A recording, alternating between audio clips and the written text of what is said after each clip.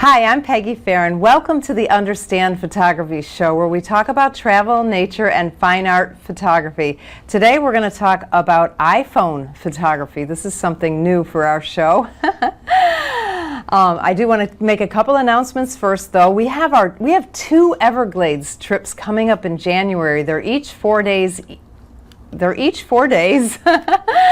We are one of, I think, only two photographers who are actually permitted to do tours in Everglades National Park.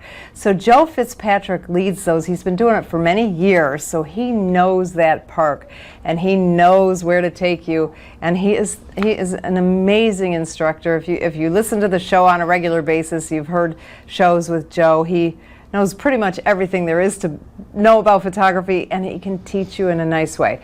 The reason we have two Everglades trips in January is because, oh my gosh, it is so gorgeous in January in the Everglades. And there are so many birds, it's amazing. You're going to see the pink spoonbills, hopefully maybe, I don't know, I can't guarantee, of course never guarantee, but maybe white pelicans, lots and lots of egrets and herons and all kinds of raptors. It's really, really good. So we have two of those coming up, but they do sell out. So understandphotography.com.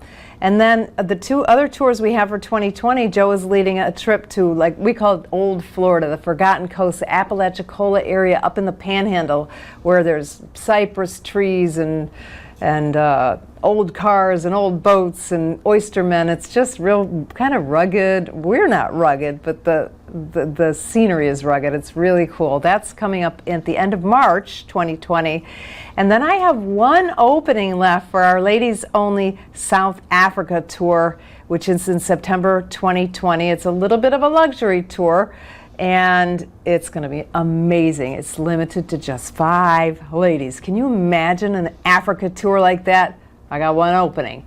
Okay, so check out our calendar. We're coming into the busy season, so we have a lot more on the calendar than normal. So it's understandphotography.com. That's our website. And be sure after the show to check the show notes there as well. So we are going to do something a little bit different today. I kept telling Heather, find somebody that I can interview about cell phone photography, because everybody takes pictures with the iPhone. We teach classes on cell phone photography, and she couldn't find anybody. So somebody else who works here named Mel, she said, well, why don't you do it? And Heather can interview you. So that's what we're going to do today. So welcome, Heather. Thank you. Heather Musingo. I'm Yeah. going to give I forgot your introduction. So Heather Musingo, she works here at Understand Photography. She's an executive producer of the Understand Photography Show. So she finds the guests, she comes up with the ideas and topics and does the questions and the show notes, everything to do with the show pretty much, right? Yeah. And she's also an artist in her own right. She's a painter, I was going to say drawer. What do you call that? Yeah. Sketch artist? Sketch artist. Kind of a calligrapher. Is that calligraphy? Mm-hmm. Lettering artist. Lettering. Okay. What else? Am I missing anything? I work with whatever I can have in front of me. You even have the tablet where you do all the cool Yeah, stuff. digital, paper, paint, food, gardening, you name it. If I can create with it, I will. That is cool. Yeah, and if you ever visit my home, which you never know, I've got a lot of her artwork hanging up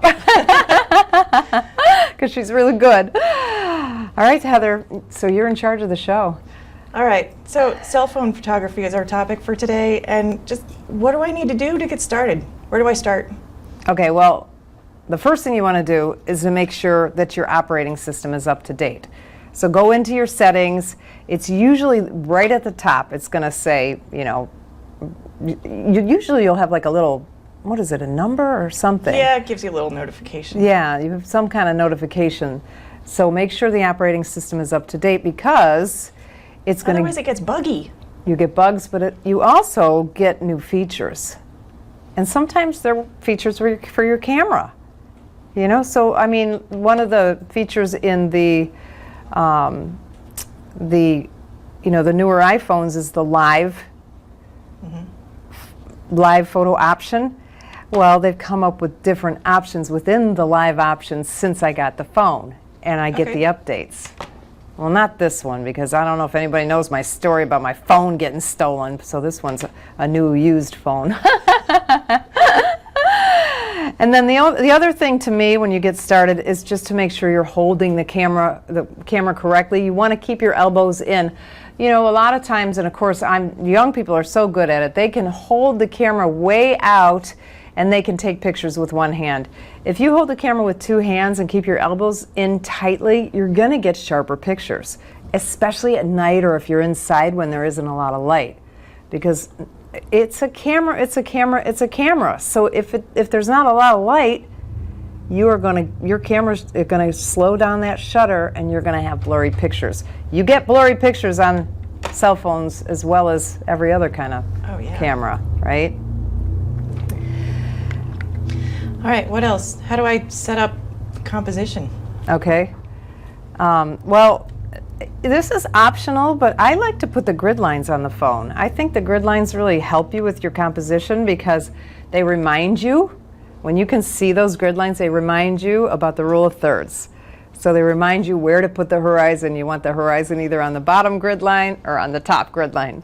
You want to put your subject, you know, the subject of interest on one of the power points, which is where the grid lines intersect. Those are called power points. So it's best if you can have your subject there.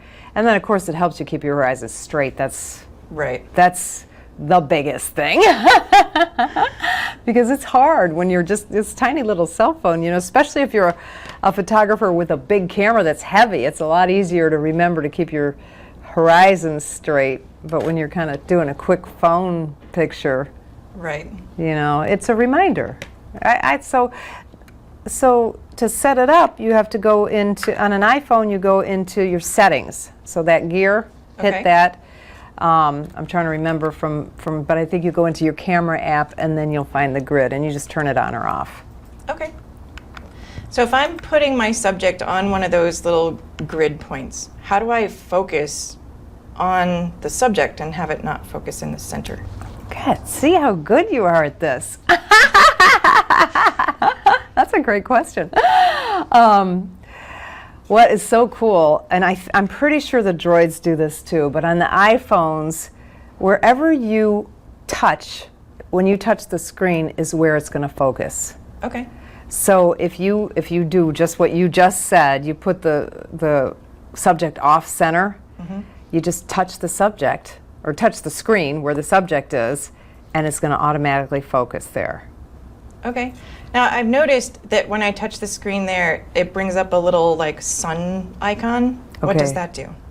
Okay, that is your exposure compensation.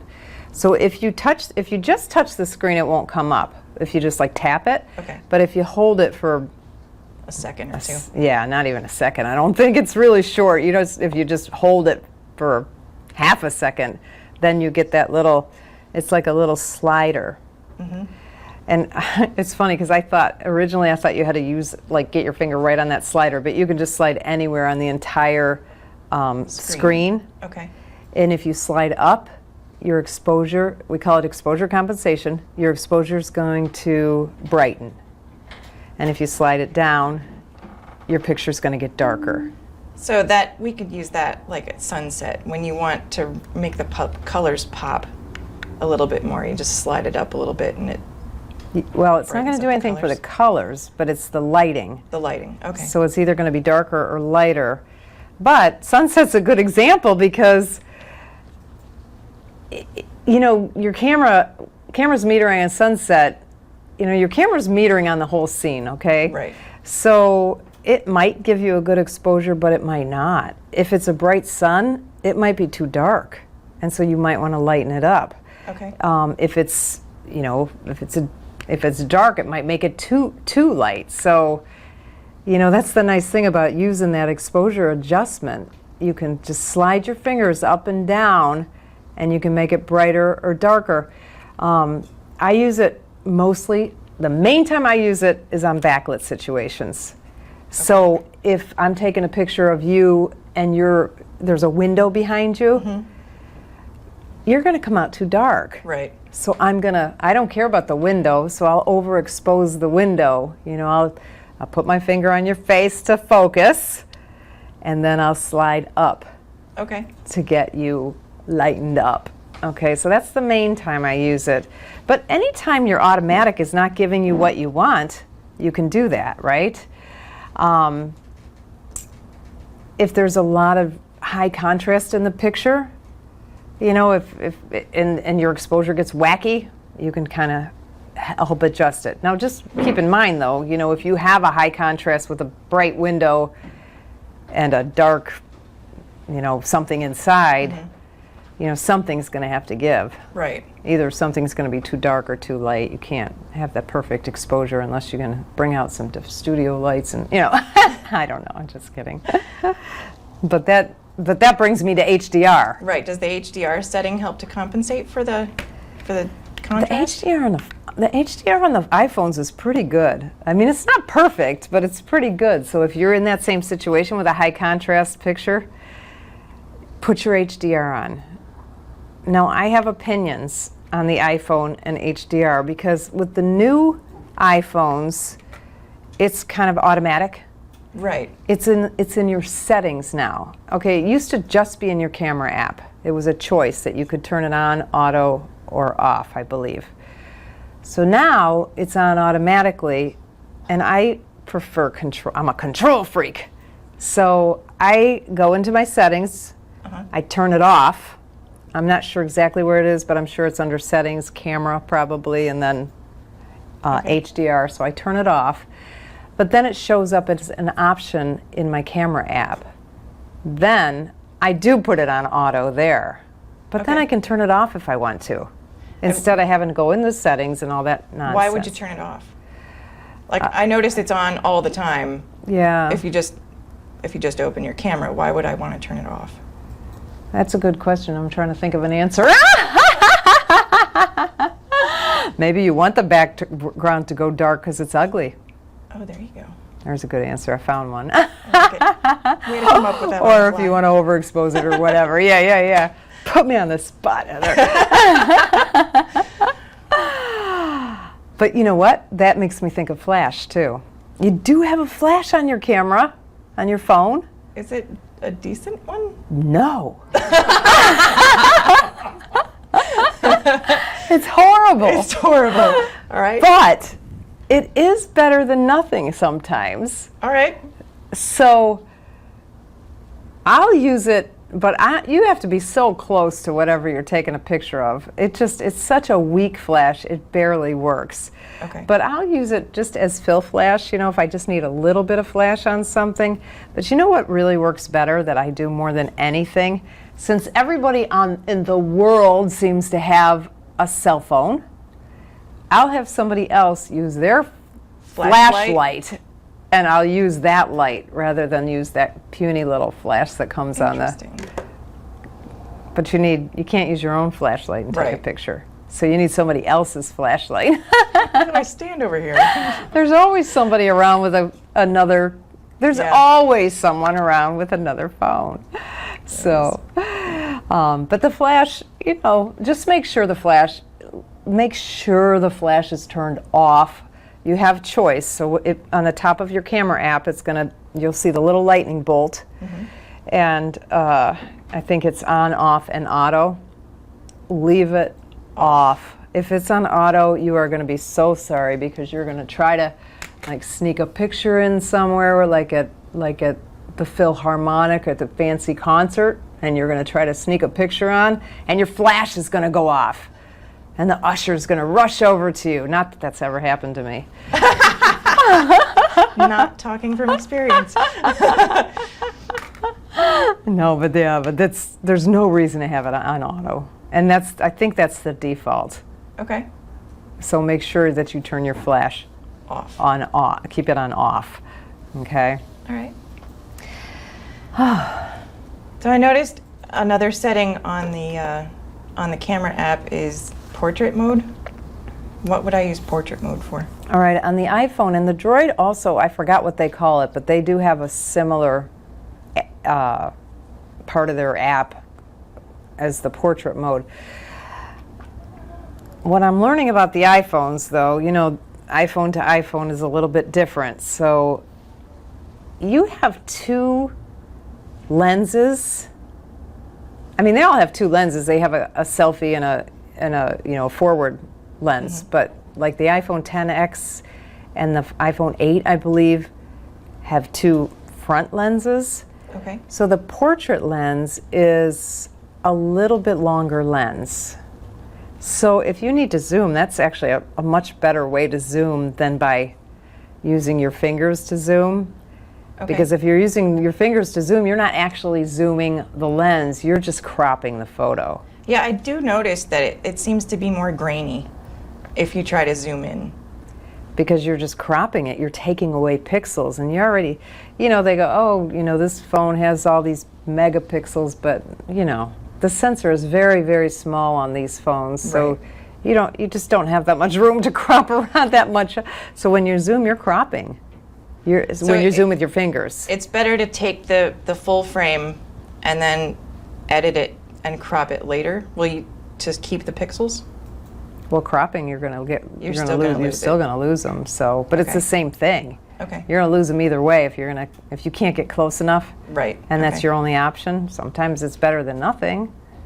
But if you have a portrait lens, that will get you a little bit closer. And you can't even zoom on a portrait lens. They won't let you. I know, there's like little messages. You're too close, you need to back up. I usually ignore them. But portrait mode is interesting on the iPhone because it's got so much to it. Most of it, they do have, there are, I think, I'm not positive on this, but I think like the iPhone 10 or XR, I think it has a portrait mode, but it only has the one camera. So they just have the software. Okay. So with the 10XS, I've got, but of course I have a 7 and I have a 10S. So I've got two lenses and portrait mode. My 7 doesn't have portrait mode at all. Okay. All right. But the portrait mode, it has a lot of software. So it has different lighting. You've got stage lighting, natural lighting. I forgot all the different types of lighting. But it's all done in software. So it's my opinion Okay. that you should just leave it on natural light, and then you can play around with the picture later. Because why take the picture when you can't? I don't know if you can change it after you take the picture or not. I don't know. But, just take the picture and then play around with the different lighting patterns. And Okay. it's not perfect yet. One of the things that they were touting about the portrait mode was that you can blur the background. Yeah. And that's done mostly in software.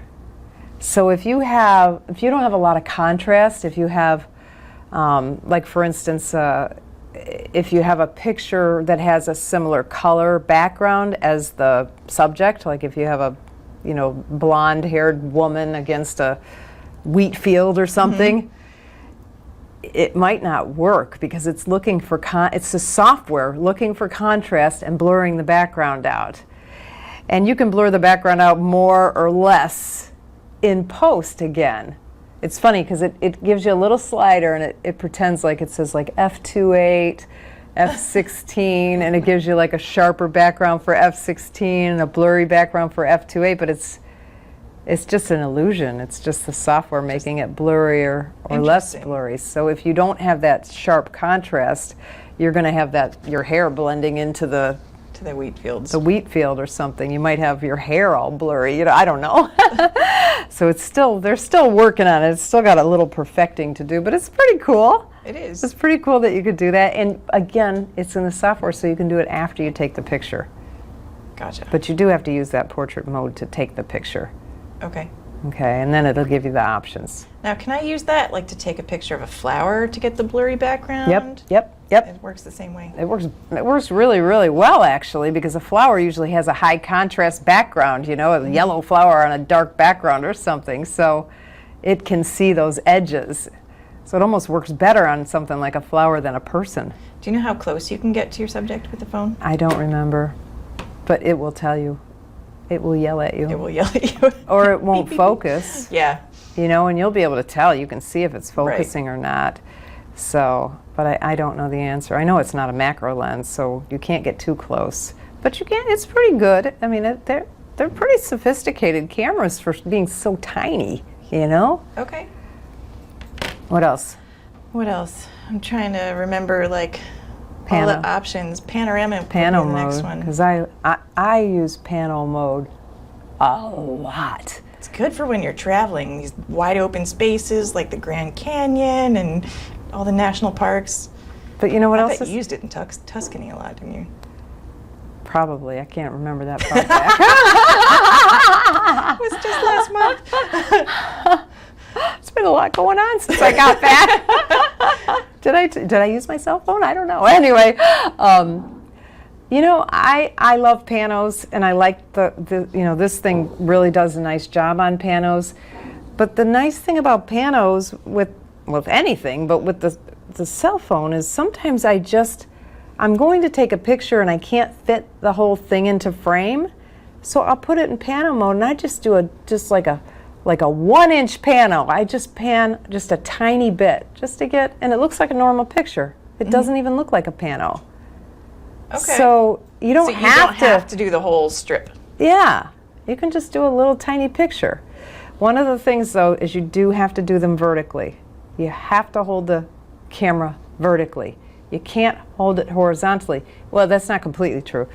But if you want to do a horizontal pano, you have to hold the camera vertically. That being said, because it will stitch the vertical pieces together rather than the horizontal pieces. It would be a smaller. if you try to do the horizontal and go, you know, hold the camera horizontally and then go to the left or right, it's not going to work. Okay. But if you do, you know, there's nothing wrong with like a pano of a building straight up and down. So that way you would turn the phone horizontally and then just, you know, take a picture of the whole building, and it would be a pano, but it would be up and down. It doesn't have to be a building, it could be anything. It's just another. Now, when you're doing a vertical panoramic, do you tilt the phone upward as you're going, or do you move the phone upward as you're... I don't know. I don't what know. Would be Let better? me think about that. Hold on. I got to think it through. I got to think it through. Perspective would because change this if is you what just I do tilted it. here. So I guess you would be raising your arms. Okay. You would be raising your arms. I had to think about it. Like I had to think about it and do it. So yeah, but I've got some amazing panos that I've done with my phone. I mean, to me, it's the best mode they have. I use it so much, it's unbelievable. Just for small pictures, for long pictures, and you can just, like, you know, in my cell phone class, I've got a picture of a rainbow at the beach with the waves. It's so pretty. I mean, there's just so many cool things you can do with panos. So, oh, and Pano Dash is one of them. Have you heard of that? I have not. What's Oh my Pano gosh, Dash? it's so much fun. Let's see if I can explain it to our listeners who don't have any visuals. I can do this. Okay. So Pano Dash is when you take a picture, let's say I take a picture of you, and you'll be in the picture 3 different times. So what you do, what I learned about the Pano mode is it's only taking a picture when you're moving the camera. So if you were to start over on the left, I would pan past you to take the picture. As soon as you're out of frame, I would stop, because the picture, you're not getting a picture when I'm stopped. Okay. It's not taking a picture. So then you walk over to the next spot, and then I pan past you, and then I stop. And when I've stopped, I'm not taking a picture again. So you go to the third spot, and I pan past you, and of course then you got 3 times in the frame. It's really cute.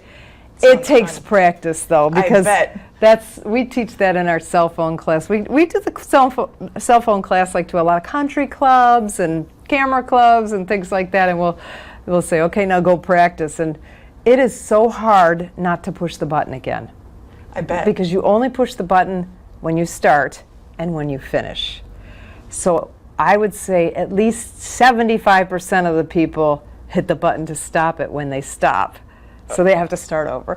Start over. It's a learning curve. But that's what you do when you're doing the pano. You're doing it horizontally. You hit the button one time. You pan the camera and you hit it to stop. That's how you do it. So, but it's only taking pictures when it's moving, which I didn't understand that the first time I did. I had my son as my model, and I made him run behind me. You don't have to do that. Oh, jeez. I've seen some really cool pano shots that I have never been able to duplicate. Like they have like a dog walking by and it's got like 6 legs because they're doing the pano mode while it's walking. I've tried it and I've tried it and failed. It looks really fun though. All right. Let's see. Trying to go through the. Well, the other thing that's at the top of the camera is the timer. Right. So, what do you use the timer for? What would you use a timer for? Do you ever use it? Well, if we're out as a family and we want a family picture, we don't use selfie sticks. We don't do selfies. So we just find a rock and prop the phone up on the rock and set the timer, and then whoever had the phone runs back into the picture and, okay, it's counting down. Here we go. That's the main thing I use. That's the main thing I use the timer for too. But and now my husband has the Apple Watch, so he can actually control the camera. He can set the camera farther away, and he can control when to take the picture on his watch. That's cool. Yeah. That's cool. I want to talk about the timer, but remind me to talk about the other ways to take a picture. Okay. The other thing to think about with the timer is at night or in the dark. Now, if you're taking pictures of people, they're moving, but think about how cameras work. When it's dark, the shutter slows down. So, and I've seen these pictures because people post them on Facebook anyway, even though the people are all blurry because it was dark and they're taking pictures. They look terrible. So people are always going to look terrible in the dark. But say there's a nice night scene and you really like it and you want to take a picture and you try to take a picture and it's all blurry. If you can find that rock, and they got all these cute little cardboard tripod type of things nowadays for if you can find that rock or whatever and set your phone on it to take a picture of your beautiful scenery, you want to use the timer because if you hit the shutter button, you're going to shake the phone and you're going to get a blurry picture. But if you can use the timer on 10 seconds, because you have an option of no timer, I think 2 seconds, and then 10 seconds. So let it settle down and you can get your nice landscape photography at night or cityscapes, Nice. The other thing I forgot to talk about when we were talking about exposure compensation and focusing, if you hold your finger, okay, so remember we talked about you're going to tap on the picture to focus wherever you want to focus. Your subject. If you hold your finger there for, this time it takes a little bit longer, maybe a full 2 seconds, it's going to lock your focus and your exposure.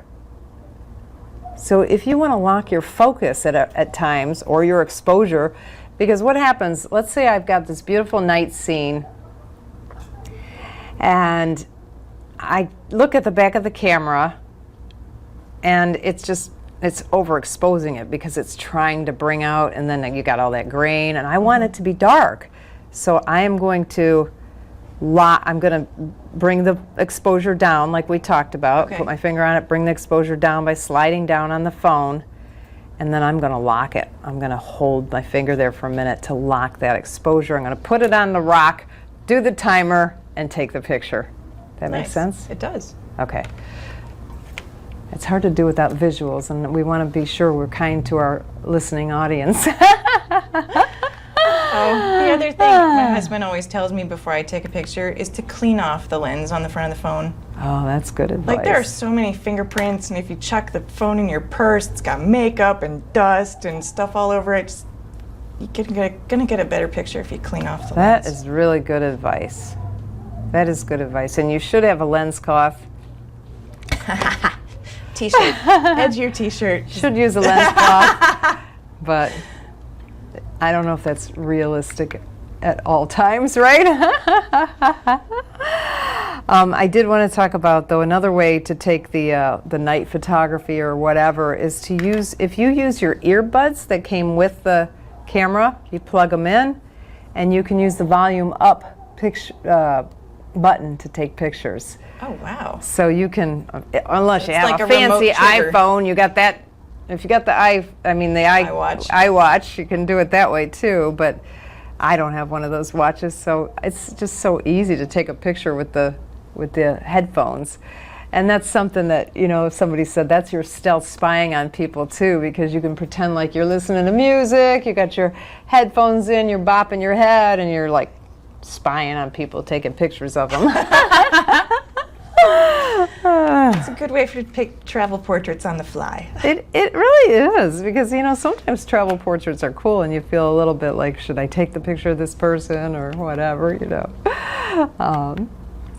What else do we want to talk about? Oh, live mode. Yes. What's the purpose of live mode? Oh my God. Did I ever tell you that story? Whenever I got the first phone that had the live mode, I didn't even, you know, they kind of defaulted to it, so I just didn't pay. I don't pay attention sometimes if I'm not interested in something. So I was flipping through my pictures, and I really thought I was losing my mind, because I thought that picture moved. And I kept like, that picture moved. And then finally I found out it was live mode. And so I was like, well, what the heck would you need that for? I could not imagine why anybody would want like to a do that. 1.5 second little video? Or? That's exactly what it is. 1.5 second video. So why would you need that? And you can't tell. When you're taking a picture, it seems like you're just taking a normal picture. So why would you need that? I don't know. And it takes up more memory, right? To store Because it, it's a little video. So then I learned different cool things you can do with it. Do tell. What can you do? So one of the things that you can do with a live photo after you take it is, and I had a hard time learning this because I watched so many YouTube videos, and I read instructions, and they all said just slide up. So you take, you know, go back into the, you know, the Photos app so that you're looking at the picture. Your finger has to be right smack dab in the middle of the phone, and then you slide up. Okay. If it's anywhere else, if it's down at the bottom of the phone and you slide up, it doesn't work. If it's at the top, it doesn't work. It has to be exactly in the middle, and then you slide up, it works fine. So what happens is, okay, so you have your picture up, you put your finger in the middle, you slide up, and then it gives you options for effects. Okay. So it has, let me see if I can remember them all. It has the one I almost always use is long exposure. So I'll take a picture, let's say, of the Gulf of Mexico when there's a few waves or something. And I usually just do it handheld. But if I do it in live mode, and then I put my finger in the middle, I swipe up, I got all these options. I'm going to click on long exposure, and what it does is Does it takes, soften the water? it blurs the 1.5 the video, it just blurs all the frames so it looks like that silky water. Nice. It's really cool. But they also have, I think, bounce and loop. So you can like have a picture. I'm not sure what the difference is because they look very similar, you know, where if you have like a person who jumps, you can have them jumping up and down. Like the boomerang effect? Yes, that's Okay. I was trying to think of that app. That's exactly what it is, the boomerang thing. So it's kind of fun. But the main thing I do is I love that long exposure. It looks so cool. It looks very real. Nice. I didn't even know that was an option. I forget how I found that out. But it's funny, I have, you know, we have those Tuesday Photo tips. Tuesday photo tips on YouTube. Well, they're on our website too. And that's an old one that I learned how to do that in Photoshop. My friend Chris, when we were out in the Everglades one day, he's like, I could teach you how to do long exposure. You just take it, you know, go into burst mode, take a bunch of pictures, and then you merge them in Photoshop. So that's exactly what this Live Photos is doing in their software. When Okay. they say long exposure, they're just melding all those pictures together so that the water looks blurry. Cool. It is really cool. Oh, and speaking of burst mode, Yeah. on the iPhone, I've only done burst mode accidentally. it's very easy. It's very easy to do burst mode because all you have to do is hold your finger down or your thumb on the shutter, Right. and it just keeps taking pictures, right? What's annoying on the iPhone is then you go to look at the pictures and you're like, well, I only see one. And then you see it says you took 7 pictures or something, but how do you look at them? Do you know how to look at I them? don't. Boy, I tell you. And you know, I go on the internet and I sit there and I search, and a lot of people are really bad at explaining things because I have to watch, like, or maybe I'm a slow learner, I guess, I don't know, but they have this little thing at the bottom. Okay, so you look at the picture, the actual pictures, and it'll tell you took 9 photos. But at the bottom, there's a little thing that says select. All right. You have to hit select, and that opens them up. Gotcha. I found that hard to learn. So I was so happy when I finally found it. And then you can choose to delete them all, choose your favorite one, whatever. Because that's the main thing I use burst for when I want to really get the shot. If something's happening, if somebody's running by, you want to try to catch the right. Yeah, sports stuff or jumping or whatever. Something that you might Moving. not catch. So, it's Speaking fun. of stuff you can't catch, can you catch lightning on your phone? I have no idea. That's a very good question. I would bet you could, but I don't know I don't want to steer people wrong, but I'm going to tell you what I would do to try it. Probably be the easiest thing is just Google it, but I would do what I said with the either the Apple Watch or with the volume control. Okay. With the headphones, because you're going to have a slow shutter if it's dark. All right. So just face it towards where a lot of lightning is striking and just start burst moding. Using burst mode. Thank you. And hope you catch one, because I don't know. It's a good question. Okay. What else you got? Trying to think what other stuff is on the phone. You know what the iPhones don't have that the Galaxies do is voice control. Like with a Galaxy, you can say, say cheese, and it'll take a picture if your camera app is open. Fun. Which is kind of cool. But with an iPhone, you can say, Siri, take a picture, and she'll open your camera app. Okay. But she won't actually take the picture. Gotcha. You still have to click take the picture. You have to hit that button. All that work. But one thing that you can do, that it's not taking a picture, but you can search your photos with voice control. Just say, Siri, find me pictures of dogs. And she'll sort through your pictures and find all the pictures of dogs. Oh, fun. Yeah. It's really helpful, especially. That would be really helpful when you're trying to find, I was just here and I want to show you this picture that I found. And Like, for instance, what I can do right now, Just scrolling. I have to put my glasses on in front of people, which I don't like to do. But what I can do is if I go into my camera app, what was the question you asked me that I couldn't remember? What pictures did I take in Tuscany? Yes, if you took panos in Tuscany. I'm like, did I take any panos? I don't know. I can't remember. So I can go in there and I can just say, find pictures from Tuscany. And she gives me I took a lot of pictures in Tuscany. I wonder if she can do the pano. Find pano pictures in Tuscany. We'll test I couldn't it. find any matches in your photos library. Here are some images from the web. She put piano pictures up. But that's pretty cool because she can help you sort through your pictures, you know, because sometimes though I'm looking for a picture and the albums in the iPhones are confusing. They're not. They can be. They're not user friendly, I don't think. So it's nice that she can do that. She can help us with that. Can you change Siri's voice? I don't even know. To a man if you wanted to? I think maybe you can. I assume you'd be able to. I think you can, but I'm used to her. I got Siri and Alexa. What else do I need? The other thing I want to talk about is video, because video, they have made video so good on this iPhone. It's crazy. I don't know, I'm not a technical person, but the image stabilization is amazing. You can walk and talk. You know, you see people doing that all the time. They're walking along and they're talking, and it's not like bouncing around like it should be. Right. Because this is a little phone.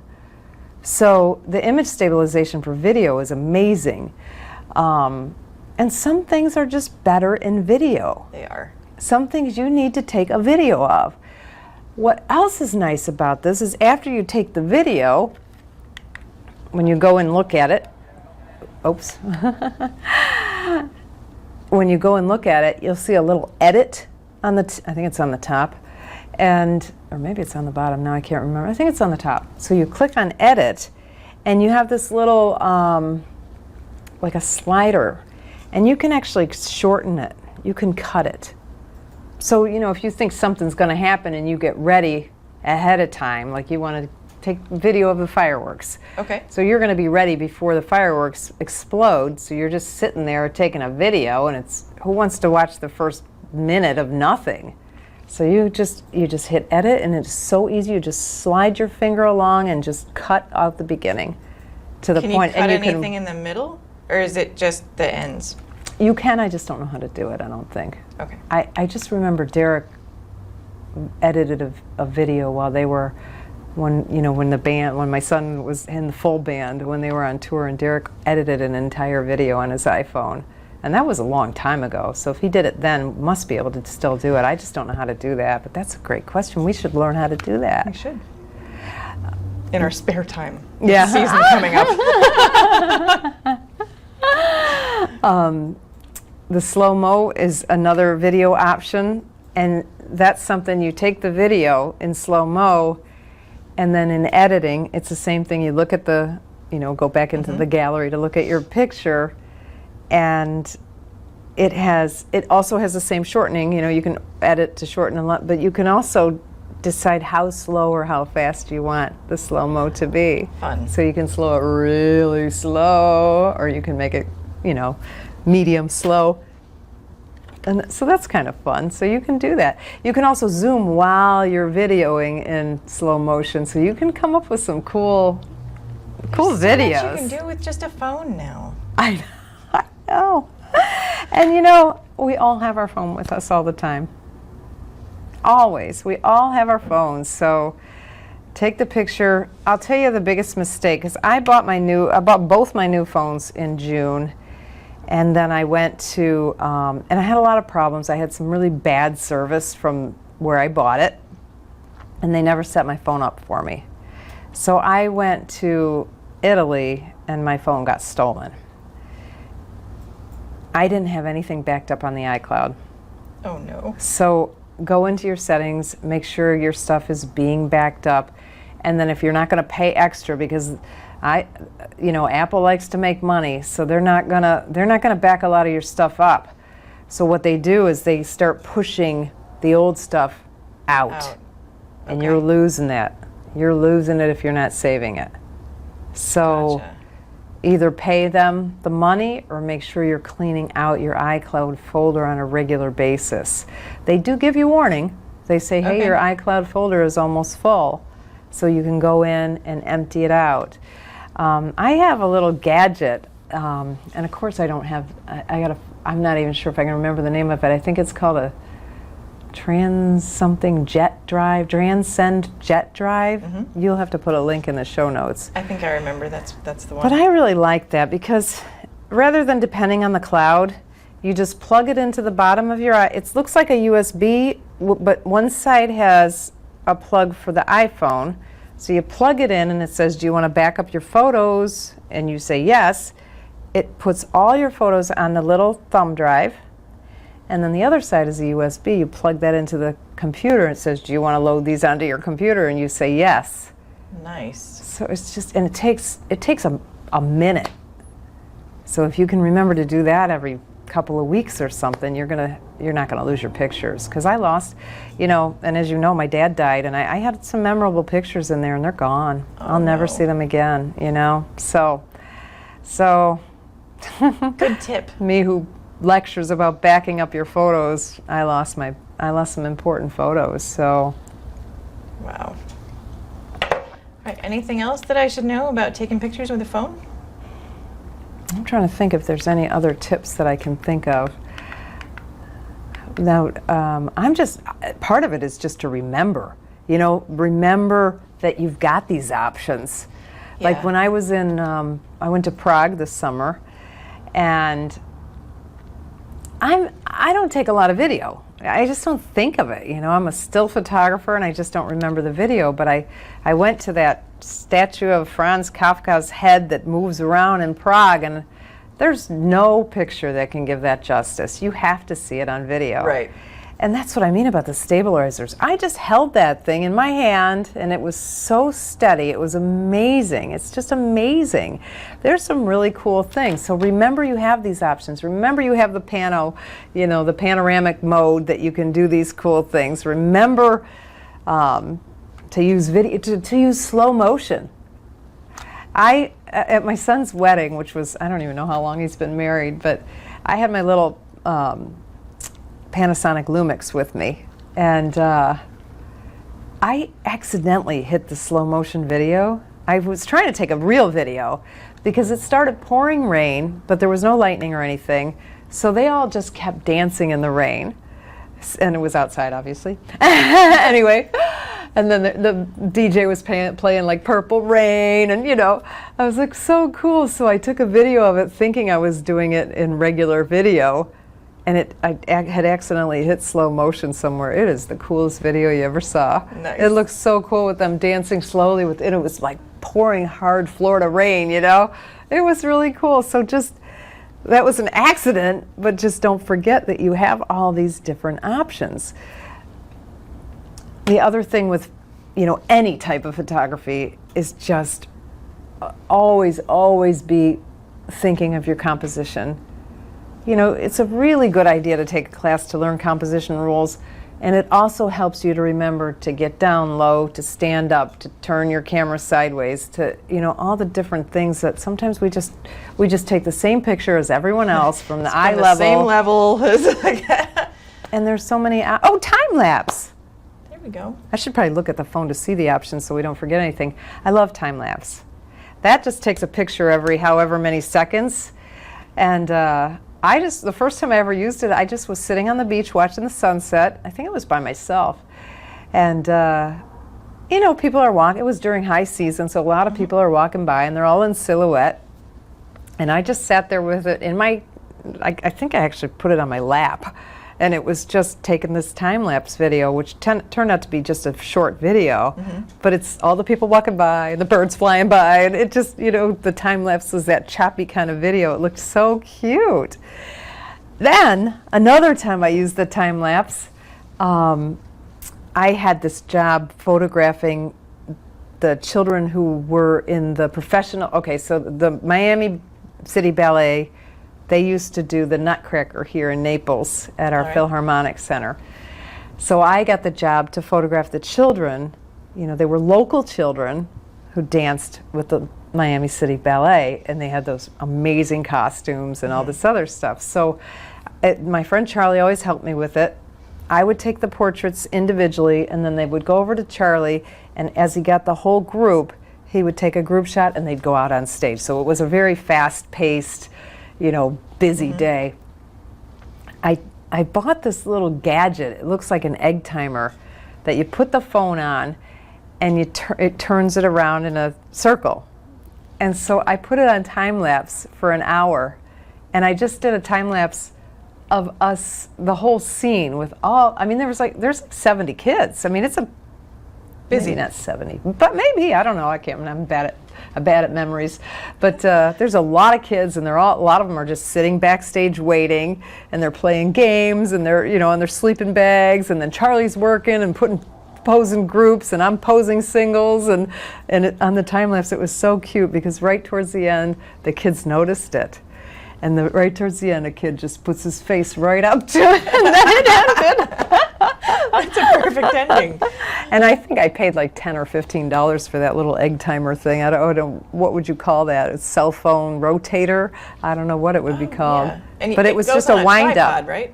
Well, it kind of is a tripod. Oh, it is a tripod. And I've used it as a tripod because I've had it with me, and it's easy to put your phone in there and it holds it steady for you. Right. But time lapse is pretty fun.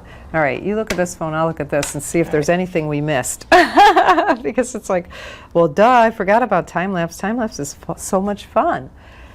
I gave you the old phone, I took the new one. How about Time-lapse, that? slow-mo video photo square. What's your opinion of Square? I don't know. I mean, it's like basically for Instagram, right? I take a regular picture and then crop it square. I think that's a wiser idea. Unless it's something you want as a square, because you can always crop, but you can't put back if you didn't take the picture. So I'm with you on that. I'm with you. What else you got? Anything? Because I think we're nearing the end here. We're nearing the end. How's Heather doing as a host? I don't know. It's different on this side of the camera, that's for sure. Well, we're having the little episode of the little black dress, since we both wore our little black dresses. Black is always safe. What do you wear, black? Black is safe. I wear this dress a lot on this show, but hopefully people don't notice because I changed the jewelry. Because I'm not buying any more clothes. Holy moly, I have a lot of clothes since I started this show. Since we started it, right? Yep. What episode are we on? Do you even know? I think this will be 159 or 160 or something like that. And what else do we have coming up? Since you're our producer, let's talk about the show for 2 minutes, because we don't have a heck of a lot of time. Coming up, we have a guest that just scheduled with us to talk about art rentals. Ooh. Art rentals and leasing. Okay. She contacts like real estate people to set up like a showing for a house. They just rent art, whatever's going to look good on the walls. Hospitals, local businesses. And okay, that sounds like it'll be a good show. What else you got? I'm looking forward to it. We've got a photographic minimalist.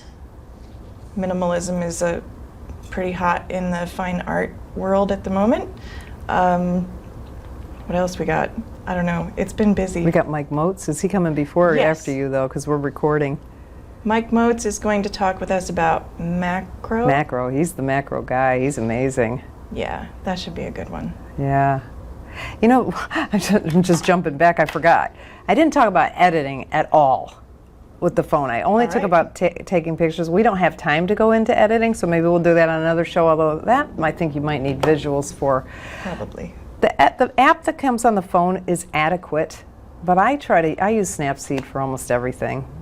It's just such a better photo app, and it's free. So just for editing, that's all I think. All right, well, thank you for being on the show, Heather Musingo. Thanks for having me. I came such a long way. It was so. And she's going to be the only guest who has to clean up after herself. Oh, sorry, Joe. Sorry, Joe. Don't forget that we're going to have the show notes with links and everything, different things we talked about, like that jet drive, and what else did we talk? Oh, maybe we'll find that little timer and put a link on for that and things like that. So that's going to be in the show notes. Our show notes are at understandphotography.com, and you'll see, our website is really easy to navigate. So kudos to Anna White, by the way, who has her own business now. She worked for somebody else when I first started working with her, and she's done a great job on the website. So she's looking for customers. So if you need her information, we'll put that in our links as well. But it's a very easy website to navigate. So it just says the Understand Photography Show. So you'll see the show notes and you'll see all the shows listed and previous shows. You know, we've been doing this for 3 years. There's some really good shows. If you're listening to us as a podcast, you can download the old shows, and just most of them are going to be relevant. I mean, photography isn't changing that quickly. So we try to have a teaching element on every show, and we try to simplify the technical, which of course is our motto at Understand Photography. I'm Peggy Farren. We will see you next Friday at 4 p.m. Eastern Time.